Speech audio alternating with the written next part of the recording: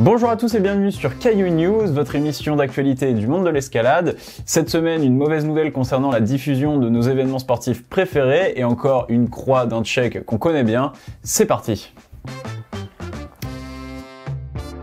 C'est la mauvaise nouvelle dans le monde de l'escalade. L'IFSC, la Fédération Internationale d'Escalade, vient d'annoncer avoir signé un accord de diffusion de 3 ans avec le groupe Discovery, à qui appartient notamment la chaîne Eurosport. Cela signifie qu'à partir du 8 avril prochain, les Coupes du Monde et Championnats du Monde seront désormais diffusés en direct sur les chaînes payantes Discovery Plus et Eurosport. C'est donc la fin des lives retransmis gratuitement sur YouTube. Avec l'explosion du sport aux yeux du grand public et son arrivée aux Jeux Olympiques, la nouvelle n'est pas surprenante, mais c'est évidemment une déception pour la communauté de grimpeurs tout autour du monde. Déjà en 2017, l'IFSC avait tenté de céder ses droits de diffusion à une société américaine, Flow Climbing. À l'époque, la communauté des grimpeurs s'était immédiatement indignée contre cette nouvelle. Une pétition avait alors recueilli plus de 12 500 signatures. Les grimpeurs internationaux de tous les pays avaient également protesté lors de la cérémonie d'ouverture de la Coupe du Monde de Meiringen, en brandissant des cartons rouges. L'IFSC avait alors fait marche arrière, mais cette fois-ci, il semblerait que la messe soit dite.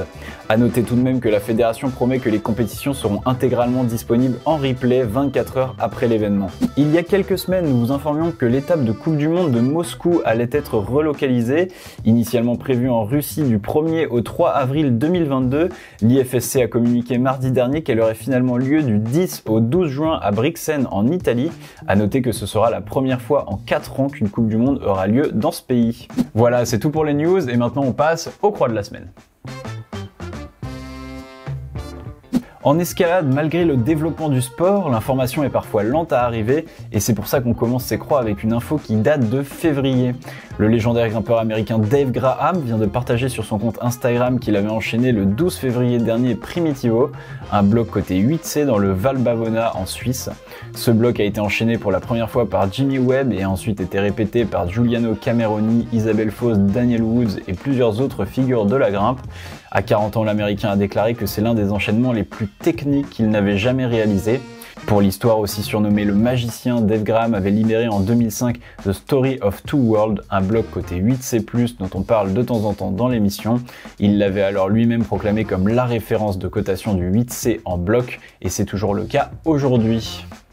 C'est encore une croix des plus extrêmes que nous propose Adam Ondra cette semaine. Le Tchèque, littéralement insatiable depuis un mois, vient de cocher Wonderland qu'il qualifie de 9B dur ou 9B/plus à Terra Promessa, une falaise juste au-dessus d'Arco.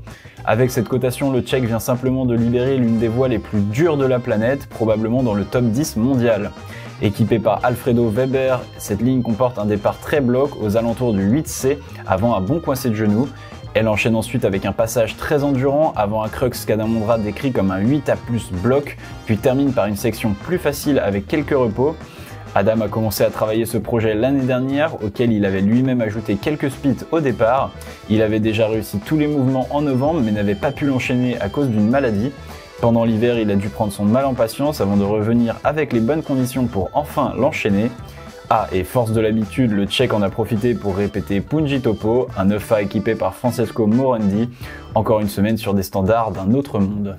Jonathan Sigrist vient d'enchaîner 2 voies dans le 9e degré. Mardi dernier, c'est Selection Anal côté 9A+, qu'il a répété, une cotation que confirme l'Américain après n'avoir, je cite, rien grimpé d'aussi endurant cette année. Et une semaine plus tard, ce mardi, il a remis ça avec Open Your Mind direct, une voie initialement côté 9A, mais que Jonathan affirme 9A+, comme la plupart de ses répétiteurs depuis qu'une prise y a cassé en 2013. Yannick Floé a passé une belle semaine près de Ticino en Suisse. Il a commencé par enchaîner Forgotten G, un bloc côté 8C, puis il a réitéré la performance mardi dernier avec Everything the Light Touches, un autre 8C+ bloc. Il s'agit du départ assis de The Kingdom, libéré par Aidan Roberts il y a juste quelques semaines. Décidément, il s'en est passé des choses mardi dernier. Cette fois-ci, c'est Luca Bana qui a répété la voie Super Circo Abusivo côté 9A à Palline en Italie. Libéré par Bernie en 2014, il avait déjà mis quelques essais dedans en 2018 avant de le laisser de côté. Ce n'est que ce mois-ci qu'il a finalement décidé de revenir pour en découdre et bien lui en a pris.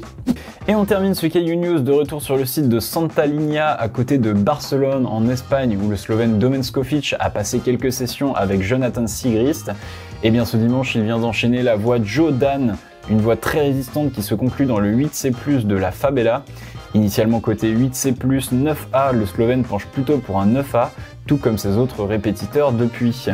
Et voilà, Caillou News, c'est terminé pour aujourd'hui. On revient la semaine prochaine avec des nouvelles infos.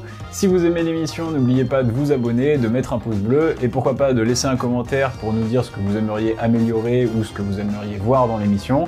En attendant, nous on vous dit à la prochaine. Tchuss!